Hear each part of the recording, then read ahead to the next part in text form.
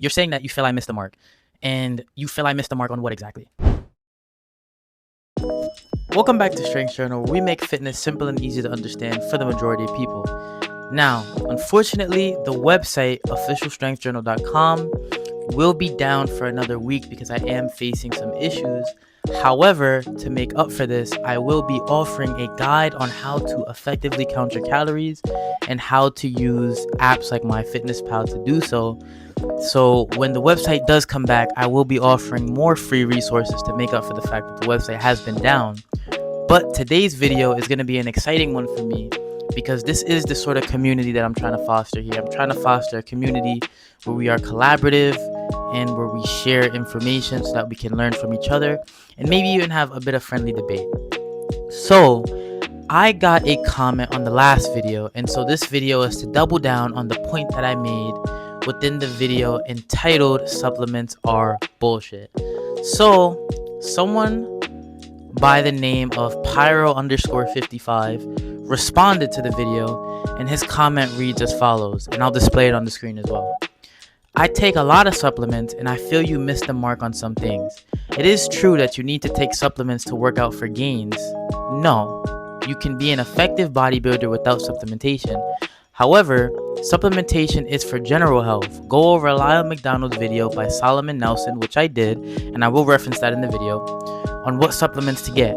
It is the no BS list: creatine, fish oil, and vitamin D. Generic multivitamin is also a good net. Protein powder is more of a food than a supplement. Americans do not eat enough fish. Telling them to take fish oil is just flat out good advice. Creatine, Lyle argues, should be put in the water. 5 grams is enough for your muscle storage. 10 grams and above is better for your brain. As someone who walks 10,000 steps a day and took a vitamin K2 plus D3 pill for months after my blood exam, I was still vitamin D deficient. Most Americans are. So now I up my dosages for D. There's definitely a lot of BS in supplementation, but it's a good safety net to catch things you're missing from a diet. Saying people should eat better is obvious to everyone. I'm now going to read my response, and I'm going to go further with this response. But I responded, I agree with this response, and I'll check out the video in preparation for a future deep dive. My angle on the topic was really one of motivation. A lot of people ask me about supplementation with a preconceived notion that it's the end all be all for getting muscle, when really their biggest problem is establishing a consistent regimen. I definitely agree that supplements are great for people with certain deficiencies, especially since the average American diet lacks quality. But someone who struggles to stay consistent shouldn't think supplements will magically get them results. Proper diet and supplementation, along with consistent training, work in conjunction. But without a steady regimen, no stack in the world will get you anywhere. One point I want to reiterate is that I'm not yet a licensed professional, which is why my angle tends to be broad and may not always apply perfectly to everyone's unique circumstances. Out of my curiosity, may I ask your age? I mentioned because one solid point I made in the video is that supplementation becomes especially valuable after 30 when deficiencies are much more likely to show up. So I never got a response, and I would definitely like a response to know how old you are, because if you are over the age of 30, then the video definitely wasn't intended for you. The target audience of the video is people who are teens and they are just starting or trying to take a workout regimen seriously. So to expand more on this comment, I did actually go and watch Lyle McDonald's 28-minute video where he goes over the no BS list of supplements, and I did pull out 2 very important lines from the video. For the most part, I think that you are on point in saying that supplements are great for general health and that they aren't required to build a nice physique. However, I will refute the point just slightly that it's required for general health. I don't know if that's the statement that you were trying to make, that you need this for general health, but you definitely don't. Under the age of 30, your body does produce most things. But like you said, you did make the valid point that most Americans are vitamin D deficient, and I definitely do agree with that. That is something that Lyle McDonald says. But 2 things that he also says is that the number 1 most anabolic supplement is sleep, and the second most anabolic supplement is food.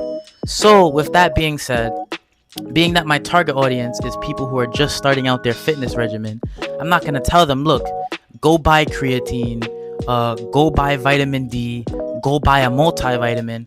I'm going to tell them to get in the gym and train and eat properly. And I think that maybe that's where a bit of the confusion comes from, because you're saying that you feel I missed the mark. And you feel I missed the mark on what exactly? You feel I missed the mark on Americans, like I'm not noting the fact that a lot of Americans are vitamin D deficient? Because if we're talking about someone who's like overly obese and they want to start working out, I think telling them that you should take these vitamins is like, I don't think it's very important. I think telling them to stick to a regimen and just make sure you're eating properly is way more important than just adding on, oh yeah, and buy these supplements.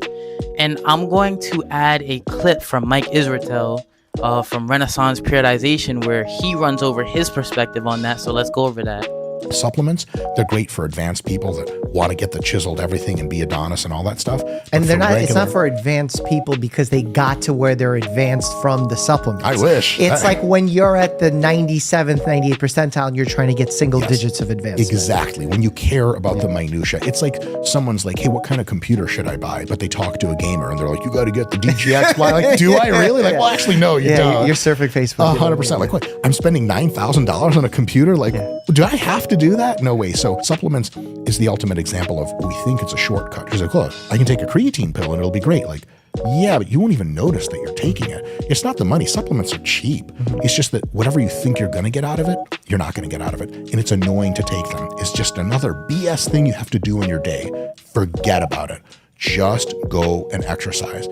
So yeah, I mean, at the end of the day, I do agree with the idea that maybe I'm not considering general health, but me trying to reach an audience of people that they're just starting to try to take working out seriously, I don't think redirecting them to supplements is very logical.